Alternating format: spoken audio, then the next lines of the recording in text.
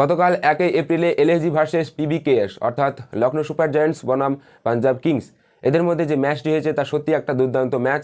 এবং এই ম্যাচে আমরা দেখতে পেয়েছি একদিকে পাঞ্জাব কিংসের অসাধারণ ব্যাটিং তাণ্ডব, তো অপরদিকে লখনৌর লড়ে যাওয়ার চেষ্টা। তো সব মিলিয়ে একটা দুর্দান্ত ম্যাচ ছিল গতকালকের লখনৌ সুপার জায়ান্টস বনাম পাঞ্জাব কিংস। তো আজকে এই ভিডিওতে সেই ম্যাচ সম্পর্কে সংক্ষেপে আলোচনা করবো। তো চলুন বেশি কথা নেবে আজকের ভিডিওটি শুরু করি। তো প্রথমেই টস জিতে পাঞ্জাব কিংসের অধিনায়ক শ্রেয়স আয়ার সর্বপ্রথমে ফিল্ডিংয়ের সিদ্ধান্ত নেয়, অর্থাৎ বোলিংয়ের সিদ্ধান্ত নেয় এবং ব্যাটিংয়ে আসে আপনার এলএসজির টপ অর্ডারের ব্যাটসম্যান।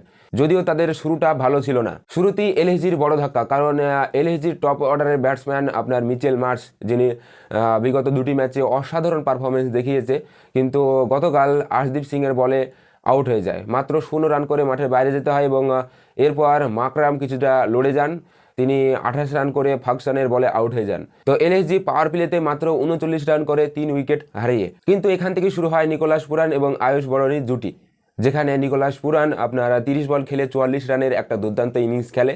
তো অপরদিকে আপনার আয়ুষ বরণী তিনি 33 বল খেলে 41 রান করে এবং নিকোলাস পুরান এবং আয়ুষ বরণী মোট 54 রানের একটা সুন্দর পার্টনারশিপ গড়ে তুলেছিলেন। এবং এভাবে 20 ওভার শেষে লখনৌ সুপার জায়ান্টস আপনার 7 উইকেট হারিয়ে 171 রান করে এবং এই ম্যাচে আর্শদীপ সিং আপনার 3 উইকেট নিয়েছে 43 রান দিয়ে। লক্ষ্য 172 পাঞ্জাব কিংসের চেজ, এবং পাঞ্জাব কিংস চেজ শুরু করে আপনার প্রিয়াঙ্ক আরিয়ারের উইকেট দিয়ে, কারণ দিগ্বেশ রাঠি মাত্র 8 রানে আপনার প্রিয়াঙ্ক আরিয়ারকে মাঠের বাইরে যেতে বাধ্য করে। কিন্তু তারপর ব্যাটিংয়ে নামে প্রভসিমরন সিং। কি ব্যাটিং!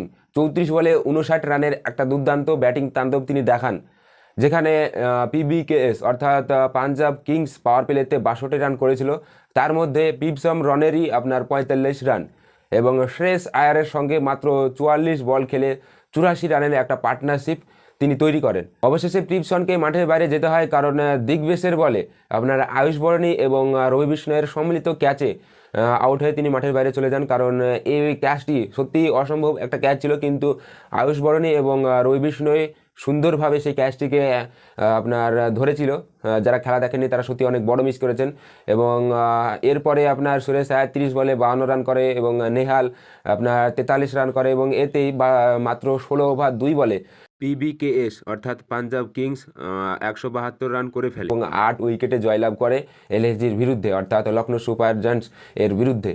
তো এই ছিল ম্যাচের সংক্ষিপ্ত বিবরণ। তো ভিডিওটি ভালো লাগলে অবশ্যই একটা লাইক করুন এবং ইউটিউব থেকে দেখে থাকলে অবশ্যই আমাদের চ্যানেলটিকে সাবস্ক্রাইব করে নিন এবং ভিডিওটিতে অবশ্যই আরেকবার বলছি লাইক করে দিন।